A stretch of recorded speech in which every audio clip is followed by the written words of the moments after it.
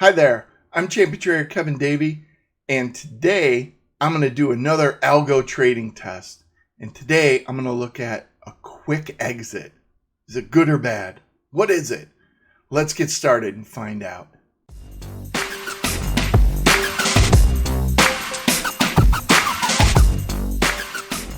Quick exits. Are they good or bad? Well, maybe the real question is, what in the world is a quick exit? So let me first explain it, and then I'll show you how I'm going to test it.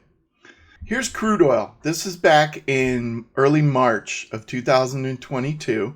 This is just a 1-minute chart, but you can kind of see the price on it was Friday afternoon, was somewhere around $100 or so. Then the market closed for the weekend, and because of the war in the Ukraine with Russia, the price Sunday in the first 2 minutes skyrocketed. It went from like $105 to as much as $123, I think. And that is about a $15,000 move per contract. So if you were long as of the Friday close, within the first 2 minutes on that Sunday night, you were up about $15,000 per contract. It's kind of like a windfall profit. The sad thing is the reason that happened was because of the war in the Ukraine, but regardless, it happened. And if you were long, you got a big profit. And so when that happened and I witnessed that, it's got me thinking, well, hey, maybe a good time to exit would have been right then. Unfortunately, my algos didn't exit then. They didn't realize, oh, hey, this is a windfall type situation. You should get out. So I stayed in. And actually, had I gotten out in those first couple minutes around that 120 mark, that was pretty much the peak price. You could have been long right then, and you wouldn't have made any money from that point to now. You would have actually lost money.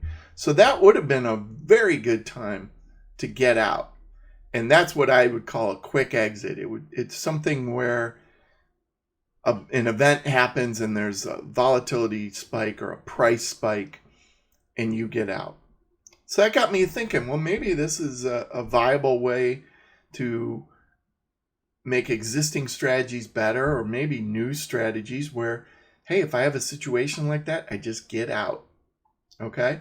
Well, here's another situation. It happened later on in March with, this is hard red winter wheat, where the first green bar over to the right is a $2,500 price spike, and the second one's a $3,700 price spike. And you can see in the days before, these are daily bars, that there really wasn't a lot of movement up until that last week or so. So again, it's a high volatility situation where it was an upward spike. Maybe that's a good time just to exit, just to get out while the getting's good kind of thing. Now, in this case, it really wasn't a good idea, because had you stayed in, if you were long and stayed in, after the second price spike, it went up another probably, looks like over $10,000. And then the market started to fall back. So even though there were a couple spikes, the market kept going up. So there's an example where, hey, maybe getting out quickly wasn't the best way to go about it. But in all cases like this, I'm going to test it because I want to see. Maybe there's merit to this. Maybe I'm just full of hot air and, my brain's kind of frazzled and doesn't know if this is going to work or not. And I assumed it would have. But I'm going to test it and see. So here's my idea. This is just an exit. Now I base this one on average true range. So if I'm in the market long, I'm going to say, well, if the current close is greater than the previous close plus a certain multiplier of the average true range, meaning the price in the last bar, this current bar that just closed, went up enough, I'm going to exit.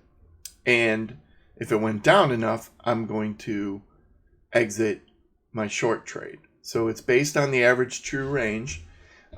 You can kind of think of it as a volatility exit. If you get a big enough movement in one bar, whether that bar is a 1 minute bar, 1 day bar, whatever, you get enough movement in that one bar, you're going to exit. Okay? So I decided to test it. Test it on 54 different futures markets, 6 bar sizes, so a lot of different tests there. 8 different entries. So you notice in that last slide, I didn't show an entry. That's because I'm going to use 8 different entries. I'm going to use a breakout entry, a momentum entry, a moving average entry, an RSI entry. These are all pretty standard. A lot of people use this or some variation of these. That's why I used them. I'm also going to test the reverse of each. So I get those 4, and then I do the reverse of each. So instead of a breakout up, that's when you'd go long, I'm going to go short. So it's kind of like a counter trend type thing. Wanted to see what happens. So those are my 8 entries. You add it all up, it's 155,000 back tests. It's a lot of testing. And I'm going to look at 3 different performance metrics.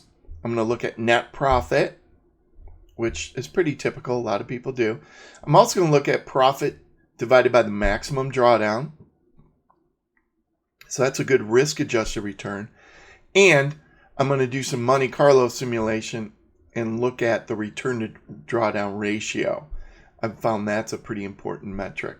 So I'm going to look at those 3 metrics, and I'm going to rate how good this quick exit is based on those 3. Okay? Now, I'm using, to do 155,000 tests, you can't just pull up a chart and run it, and then pull up another chart and run it. It'll take you forever. So I use something called MultiOp software. It's only available to students who take my class. It's a great piece of software written by a student who wanted to automate a lot of what we do. So it includes a lot of my rules into it, and it makes strategy development much, much quicker. And it allows me to do research like this and do it pretty quickly. And then I get to share it with you. All right, so let's look at results. So here's an example. There's average true range values. I went from 0 to 2.5. Now, when I use an average true range of 0, that means there is no exit due to this volatility. So a value of 0 essentially means I'm not even exiting with an ATR exit, okay? And the other ones go from low to high. And then I looked at just here, just entry number 1, took the average over all the cases that I ran, and you can see I ranked the best one with a 1, the worst one with a 6. You can see having, and for this particular case, having no ATR quick exit. So basically saying, don't do the quick exit. That's the best. And the worst one is when you have the 0.5 ATR, which would be a small quick exit. So that's the worst, because that gives you the worst average net profit. And of course, that's just for one entry and for one performance metric. I looked at all of them, and here's what I found. This is just a summary table. I looked at the best value of ATR, the second best, and the worst across all these entries. And what you can see is the best ATR value is almost always no ATR, meaning don't do this quick exit. It's usually bad. And the second best is usually really big. It's 2.5 ATRs, which is a big amount. And really what's probably happening there is a lot of times the 2.5 is so big, it's essentially not an exit at all anymore. Okay? And then most of the time, the worst ATR is the small one, the 0.5. So this, I can tell you, this was not what I was expecting, not what I was hoping for either. I was hoping that an ATR of like 1 to 2 would have been the best, because that would suggest my theory, which was, hey, exit after a big spike up. That's the best time to exit, or that's a good time to exit. Doesn't work. So kind of shot my theory out of the water. This is saying don't use an ATR based quick exit. Oh well. And again, no exit's better than an ATR exit. The small ones are really bad. And the way to think about it is those small ATR exits get you out of trades that may keep going, or a lot of times keep going.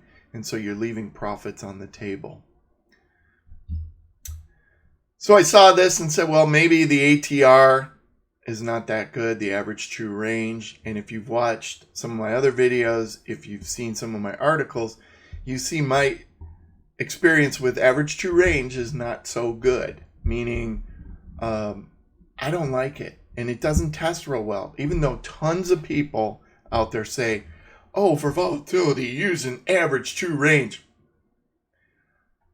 Every time I test it, almost every time I test it, I find it doesn't work as good as other things, like a dollar-based exit. So maybe there's a different exit that's better. And before I tell you to subscribe, my next video is going to be on a different quick exit, and we'll see what happens. All right, so now I tell you, subscribe. Pretty much everybody who watches my video at some point subscribes because they know I give them the unvarnished truth. At least I try to. Hit the like button if you like this video. You know, the only way I know that you like what I'm doing are those like buttons and also the comments. So leave a comment. I'm Champion Trader Kevin Davey. I hope you enjoyed this video. Thanks for watching.